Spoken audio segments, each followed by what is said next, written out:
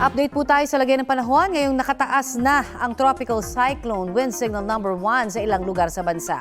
Kausapin po natin si Pag-asa Weather Specialist Dan Villamil. Magandang umaga at welcome po sa Balitang Hali, sir. Yes po, good morning po Ms. Connie at sa ating mga takasubaybay. Nasaan na po ang lokasyon at saang direksyon ng tinatahak ng Bagyong Francisco sa mga sandaling ito? Latest location natin para kay Francisco kanina alas 10 ng umaga, nasa layong 620 kilometers silangan ng Tuguegarao City sa May, Cagayan. May taglay itong lakas ng hangin na malapit sa gitna na umaabot ng 155 km per hour at pagbukso na umaabot ng 190 km per hour. Sa kasalukuyan, gumagalaw ito west-northwestward sa bilis na 15 km per hour. Sa mga lugar pa rin ho yung posibleng direktang uulanin ngayon ng Bagyong Francisco. Opo, so ito pa rin areas ng Cagayan at Batanes starting tomorrow. Sa akin hindi pa nakakaranas sa mga pag-ulan pero starting tomorrow asahan natin yung mga direct effect or yung mga direct effect ng mga rainbows itong si Bagyong Francisco. Okay, may mga lugar po na inulan ng malakas kagabi tulad dito sa Quezon City. Aasahan ho ba nating araw-araw yung thunderstorm tuwing hapon o gabi?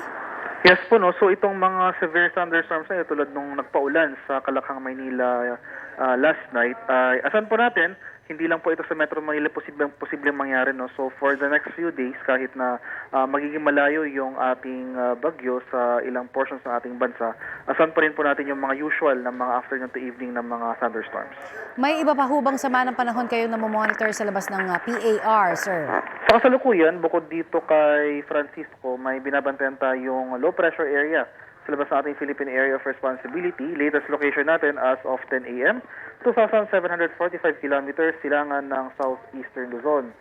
So sa ngayon, maliit pa naman yung chance na maging bagyo within the next 24 hours, pero patuloy yung ating monitoring dahil tumataas yung possibility of development sa mga susunod na araw. So yung movement naman po nito ay mananatiling malayo sa ating bansa. Yung pong mga lugar na inulan ho ng yelo tulad po dyan sa Atok, Benguet, meron din naman na Namuuho, na Ipo-Ipo dyan sa Malabon. Ano ho yung paliwanag kaya dito? Yes po, yung mga phenomenon po na ito, yung mga weather phenomenon na ito, yung mga hail formation as well as yung mga pamumuo ng short-lived ng mga tornadoes na ito, ay hazards po yan na dulot ng severe thunderstorm. So short-lived naman po yung mga ano na ito, pero maghanda pa rin po tayo sapagkat kung meron pong severe thunderstorm sa isang lugar, isa po ito sa ating mga inaasahang mga hazards sa dulot ng phenomena na ito. Alright, marami pong salamat sa inyong update na yan sa amin. Thank you po and magandang tanghali.